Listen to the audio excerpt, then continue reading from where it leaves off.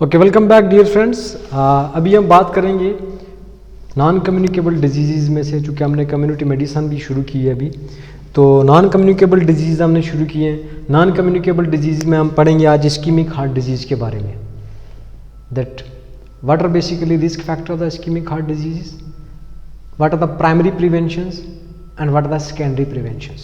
Basically I have told you that community medicine is basically the health of the community, and you have to teach your community in order to prevent the life taking diseases, to increase the age number of the people and to eradicate the diseases from the society. Ischemic heart disease, this is the leading cause of the death world wide. और ischaemic heart disease की जो risk factors हैं वो दो तरह के हैं, एक तो है मॉडिफाइड और एक है नॉन मॉडिफाइड। अगर मॉडिफाइड रिस्क फैक्टर्स की बात की जाए, modified risk factors of the ischemic heart disease, ischaemic heart disease risk factor, okay please follow me and make notes please. Risk factors of the ischemic heart disease, risk factor of the ischemic heart disease.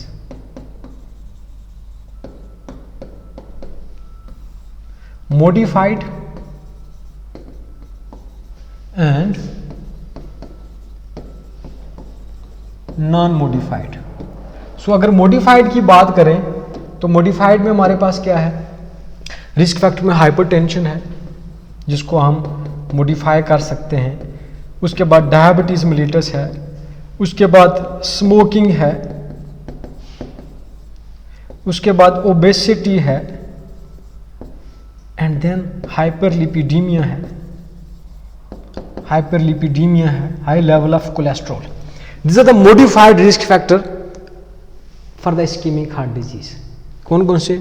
Hypertension, diabetes, smoking, obesity, hyperlipidemia. अगर पूछा जाए most common risk factor कौन सा है, that is the hypertension. If I will ask you what is the worst risk factor of the ischemic heart disease, that is the diabetes mellitus. Okay, mark please. The non-modified के जिनको आप reverse नहीं कर सकते, in other words, इसमें क्या है, as है आपकी तो अबव 40, जब आप 40 से ऊपर चले गए हैं तो रिस्क बढ़ जाता है कि आप इस्कीमिक हार्ट डिजीज डेवलप कर सकते हैं। Then if you are having positive family history, positive family history, तो फिर भी आपके चांसेस ज़्यादा हैं कि आप इस्कीमिक हार्ट डिजीज डेवलप करेंगे। And then gender, if you are male, अगर आप मेल हैं तो ज़्यादा चांसेस हैं इस्कीमिक हार्ट डिजीज डेवलप करने के, because in female the estrogen plays very important role to protect the vessels of the heart. So estrogen, in other word, this is the cardio protective. But after 50 years, when there is no estrogen in the body, so risk factor, females are also falling in the same criteria as male. तो 50 के बाद females के लिए भी risk factors, जब deficiency oestrogen की, वो mail के इक्वली होता है इस्कीमिक हार्ट डिजीज का। अगर हम बात करें प्राइमरी प्रिवेंशंस की, what are the primary preventions for the ischemic heart disease, कि आपने कैसे आपने आपको ये जो सबसे ज़्यादा जानलेवा बीमारी है पूरी दुनिया में, इससे बचना कैसे है, very important. So primary preventions,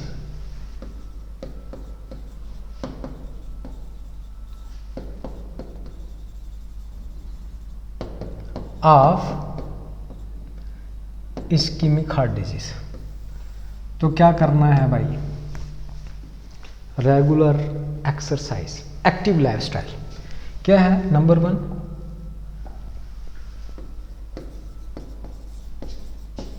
regular workout. जिस तरह रेगुलर खाना खाते हैं ना, रेगुलर सोते हैं, रेगुलर सेल फोन यूज करते हैं, रेगुलर एक्सरसाइज भी उसी तरह से करें, इसको रूटीन में रखें। Regular exercise, regular monitoring of the blood pressure, because hypertension is the leading cause for the ischemic heart disease. Regular monitoring of blood pressure, and then regular checkup of your blood sugar,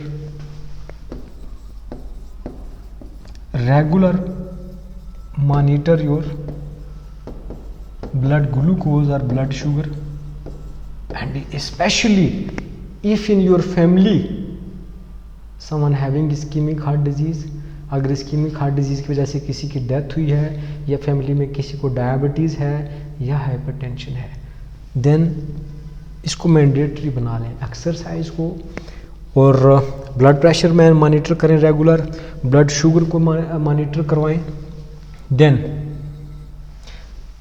increase salt intake, decrease salt intake, decrease salt intake, because when you are taking too much sodium it also increase the risk to have hypertension. So decrease sodium intake, salt intake, then decrease fatty intake in your diet, especially the low density lipoproteins, because low density lipoproteins ये क्या करती हैं, atherosclerosis करवाती हैं. अगर use करना है तो हाई डेंसिटी लिपोप्रोटीन्स यूज़ करें. High density lipoproteins are good for your health, and high density lipoproteins के लिए साथ आपको विटामिन्स भी चाहिए, ख़ासतौर पे niacin, vitamin B3, and fish is also a good source of HDL. Then next exercise करनी है, ब्लड प्रेशर मॉनिटर करना है, क्विट स्टॉप स्मोकिंग प्लीज.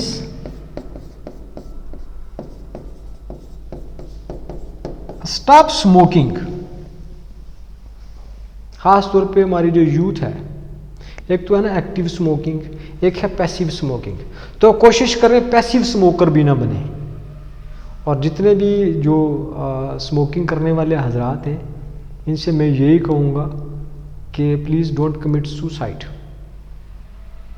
कोशिश करें जितना अर्ली एज पॉसिबल इसको आप क्विट कर सकते हैं, तो अपनी ज़िंदगी पे रहम खाएं. आपकी वजह से कि दूसरे लोग भी जो है इसका एडिक्शन का शिकार हो सकते हैं, तो किसी तरह से आप किसी दूसरे की भी ज़िंदगी ख़तरे में डाल रहे हैं. एक तो पैसिव स्मोकिंग से, दूसरा आप उसको भी एक्टिव स्मोकर बना रहे हैं. तो कोशिश करें अच्छी हैबिट्स ऐड करें अपनी लाइफ में, एक्टिव लाइफस्टाइल हो, हेल्दी लाइफस्टाइल हो आपका. तो ये कुछ कॉमन रिस्क फैक्टर्स थे जिनको आप प्राइमरी प्रिवेंशंस कर सकते हो. कंट्रोल करना है आपने ब्लड प्रेशर, ब्लड शुगर को मॉनिटर करना है, फैट्स नहीं लेनी है आपने, सोडियम, और साथ ही जो सॉफ्ट ड्रिंक्स हैं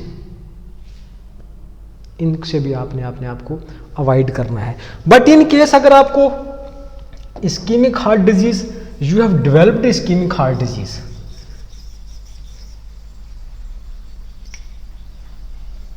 अगर now you are having ischemic heart disease, तो सेकेंडरी प्रिवेंशन क्या होगी? सेकेंडरी प्रिवेंशन, सेकेंडरी प्रिवेंशन में फिर क्या होगा कि आपने pharmacological treatment with lifestyle modifications also, तो उसमें एस्पिरिन आप यूज़ करेंगे.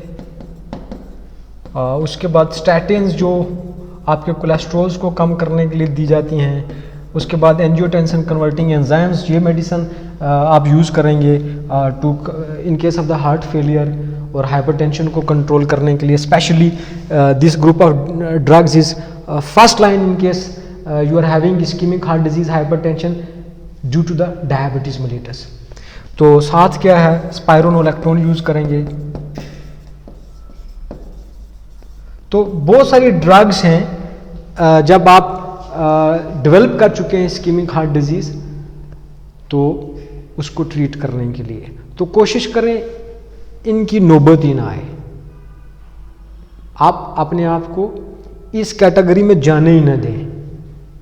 अपना लाइफस्टाइल इतना ठीक रखें कि आपको इन मेडिसिन की ज़रूरत ही ना पड़े.